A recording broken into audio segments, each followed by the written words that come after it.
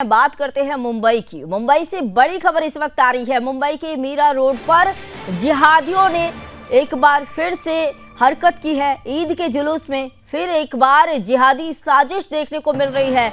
जुलूस में माहौल बिगाड़ने की कोशिश की जा रही है। जुलूस के दौरान जो है फिलिस्तीन का झंडा लहराया गया। पुलिस की उपस्थिति में ये झंडा लहराया गया। तो जानबूझकर जो है तनाव फैलाने की कोशिश एक बार फिर मुंबई से निकलकर सामने आ रही है जिहादियों के द्वारा। तो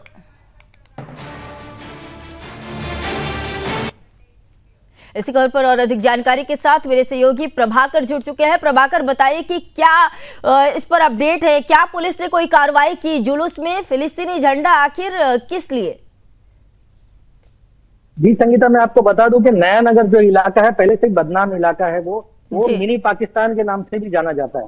वहां पर जो है पुलिस जो है वहां पर अपनी बीट चौकी भी वहां पे अंदर नहीं कोई बनाया हुआ है। जैसे ट्रैफिक के नियमों को जो उल्लंघन जो जिस तरीके से लोग करते हैं बिना हेलमेट लेके जाना, और उसी तर्ज पर ये जो है कल जो इनका जो जुलूस जब निकल रहा था तो इन्होंने फिलिस्तीन का झंडा वहां लहराना शुरू कर दिया, जो कि कहीं ना कहीं माहौल बिगाड़ने की कोशिश कर रहे थे। जिसे कई हिंदू संगठनों ने जाके जब पुलिस को कंप्लेन किया, पुलिस वहीं पर मौजूद थी मगर फिर भी उन लोगों पर कोई एक्शन लेने को तैयार नहीं थे। जब ये संगठनों ने जाकर जब वहां पर जब पुलिस को जब कंप्लेन जब दिया है तब जाके उन्होंने उनसे झंडा लिया और झंडा लेकर रख दिया अपने पास। ये जो है यहाँ पर जो है पुलिस कहीं ना कहीं पुलिस की जो आप कह सकते हैं पुलिस की नीयत ही उस पर ये नहीं थी कि जाकर उन्हें रोक सके। वहां डीजे बज रहा है, डीजे बजने पर भी कोई कार्रवाई नहीं की जा रही थी उस समय। जो है कि यानी कि हिंदुओं के शोभा यात्रा में डीजे को लेकर आते हैं कि फरमान आ जाते हैं कि ऐसे नहीं बजना है, ज्यादा तेज नहीं बजना है, लेकिन वहीं जुलूस के डीजे में कोई रोक नहीं है। जुलूस जब भी निकलेगा उस दौरान जो है इस तरह के फिलिस्तीनी झंडा लहराए जाएंगे, लेकिन इस पर कोई कार्रवाई भी नहीं होती है। प्रभाकर, पुलिस ने क्या कोई गिरफ्तारी की है अभी तक? जी मैं आपको बता दूं संगीता कि इससे कोई गिरफ्तारी अभी तक कुछ भी नहीं हुआ है। यहाँ पर जो है सिर्फ बस झंडा ले लिया गया, झंडा लेकर रख लिया गया, कोई किसी पर भी कोई कार्रवाई नहीं की गई। वहीं मरोल जो इलाका जो है मुंबई का, वहां पर भी इसी तरह की हमने स्थिति देखी कि वहां पर भी जो डीजे बज रहे थे और फिलिस्तीन के झंडे लहराए जा रहे थे पुलिस के सामने, मगर कहीं भी पुलिस ने उस पर कोई एक्शन नहीं लिया। यानी कि प्रभाकर, टेस्टिंग ग्राउंड बनाया जा रहा है क्या? मतलब टेस्ट किया जा रहा है कि इस तरह की हरकतें अगर करेंगे तो उसके बाद क्या कुछ निकलकर सामने आ रहा है, या फिर साजिश के तहत ही ये सारी चीजें की जा रही हैं? जी संगीता, क्या है कि ये जानबूझकर किया जाता है। जो है चिढ़ाने का जो है यहाँ पर चिढ़ाया जाए, किस तरीके से चिढ़ा सके हम, वो देखा जाता है। और पुलिस किस हद तक सक्षम है यहाँ पर कि वो कोई कार्रवाई करेगी नहीं करेगी, वो भी ये लोग देखते हैं। और जो पुलिस जो है देख कर भी अनजान बन जाती है और चेहरा जो है उस समय उस चीज को देखने के बाद भी मुंह घुमा लिया जाता है कि नहीं कुछ नहीं, ये छोटी सी बात है, कोई बड़ी बात नहीं है। और इसे जो ले करके जब हिंदू संगठनों ने जब वहां पर जब आवाज जब उठाई तब जाके इनके कान पे जू रेंगा है और वहां जाके इन लोगों ने उनसे झंडा छीना है। प्रभाकर, ये बताइए कि क्या इस मामले में राजनीतिक प्रतिक्रियाएं आई है वहां की सरकार की तरफ से कोई प्रतिक्रियाएं आई हो? यहाँ जो है मीरा भाईंदर में एक तरफ जो है भाजपा के नरेंद्र मेहता है और दूसरी तरफ जो है प्रताप सरनाइक है, जो कि शिंदे गुट से आते हैं और यहाँ के परिवहन मंत्री भी हैं वो। मगर किसी ने भी इस मामले पे उन्हें कहीं भी ऐसा नहीं लगा कि कुछ कहना चाहिए। उन्होंने कोई बात नहीं कही इस मामले को, दोनों आमदारों ने यहाँ पर। फिलहाल अभी तक सरकार की तरफ से यानी कोई भी कमेंट नहीं आया है। तो पुलिस प्रशासन का क्या कहना है इस मामले में? पुलिस की तरफ से कोई बयान आया हो?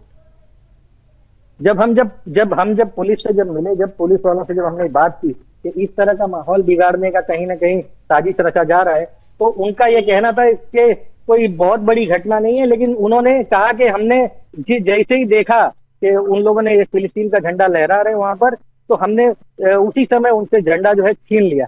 मगर ये जो है लहराने का जो सिलसिला जो था तकरीबन आधे एक घंटे तक चलता रहा।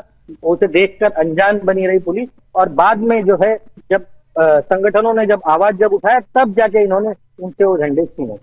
तो ये जुलूस जो है ये किस चीज की जुलूस थी और ये किस दिन झंडा लहराने की जो है ये खबर सामने आई?